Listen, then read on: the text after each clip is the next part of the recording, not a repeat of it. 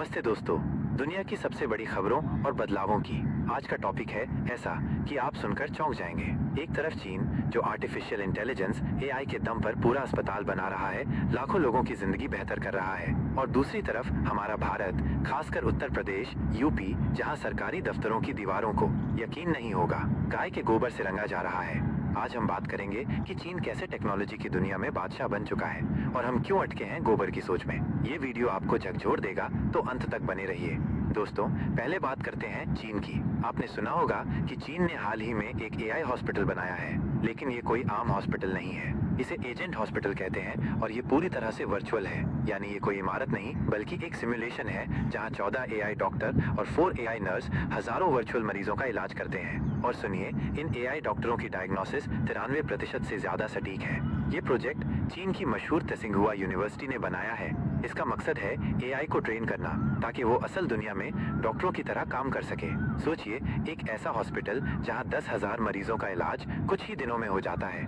ये कोई सपना नहीं बल्कि हकीकत है। चीन ने ये दिखा दिया कि टेक्नोलॉजी कैसे जिंदगी बदल सकती है। चीन का ये कदम कोई अचानक नहीं हुआ। 2017 से ही चीन ने एआई को अपनी रणनीति का हिस्सा बनाया था। कोविड-19 के दौरान उनके हॉस्पिटल्स ने एआई का इस्तेमाल सीटी स्कैन से बीमारी पकड़ने में किया। आज चीन के पास स्मार्ट सिटी है, एआई से चलने वाली फैक्ट्रियां हैं और अब ये एआई हॉस्पिटल। क्यों?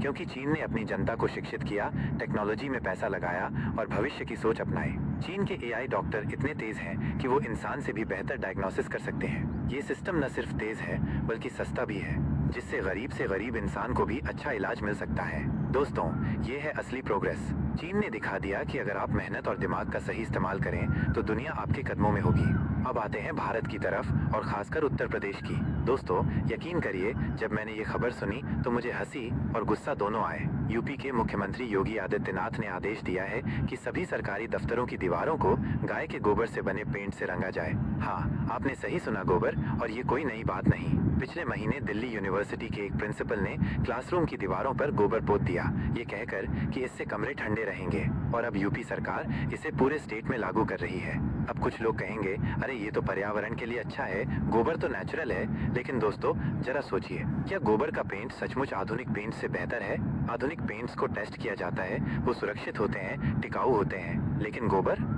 इसमें बैक्टीरिया हो सकते हैं, बदबू हो सकती है और ये दीवारों को गंदा कर सकता है। ये कोई सॉल्यूशन नहीं, ये एक राष्ट्रीय शर्मिंदगी है। यूपी सरकार कहती है कि इससे गौशालाओं को फायदा होगा, ग्रामीण अर्थव्यवस्था मजबूत होगी। लेकिन सवाल ये है, क्या ये सही तरीका है? यूपी में 12 लाख से ज्यादा आवारा गायें हैं। इनके लिए डेयरी फार्मिंग को बेहतर करो, साइंटिफिक तरीके से खेती को बढ़ाओ। लेकिन नहीं, हम गोबर को पेंट की तरह इस्तेमाल कर रहे हैं। ये सोच नहीं, ये अंधविश्वास है। और ये सिर्फ यूपी की बात नहीं, दिल्ली यूनिवर्सिटी जैसे बड़े संस्थान में प्रिंसिपल गोबर पोत रहा है। ये लोग पढ़े लिखे नहीं, अनपढ़ सोच वाले हैं। ऐसी सोच भारत को बर्बाद कर देगी। जब समाजवादी पार्टी के नेता अखिलेश यादव ने इसे गोबरनामा कहा तो वो बिल्कुल सही थे। ये कोई प्रोग्रेस नहीं, ये पीछे की ओर दौड़ है।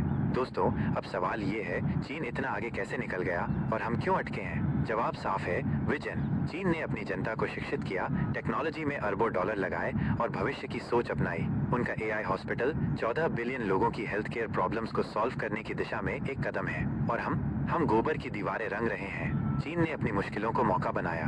कभी वो भी हमारे जैसे थे, लेकिन आज वो स्मार्ट सिटी बना रहे हैं, एआई से हॉस्पिटल चला रहे हैं। और हमारी सरकारें, वो हमें अंधविश्वास की तरफ धकेल रही हैं। जब दिल्ली यूनिवर्सिटी जैसे संस्थान गोबर पोतने लगें और यूपी जैसे बड़े राज्य इसे नीति बना लें, तो ये साफ है कि हमारी सोच संकुचित है। चीन का एआई हॉस्पिटल मरीजों का तेजी से इलाज करता है, जिंदगी बचाता है और दुनिया के लिए मिसाल है। लेकिन यूपी का गोबर पेंट, ये सिर्फ विवाद पैदा करता है, पढ़े लिखे लोगों को निराश करता है और भारत की साख को नुकसान पहुंचाता है। फर्क साफ है, चीन भविष्य की ओर दौड़ रहा है और हम अतीत में अटके हैं। लेकिन दोस्तों, सब कुछ खत्म नहीं हुआ।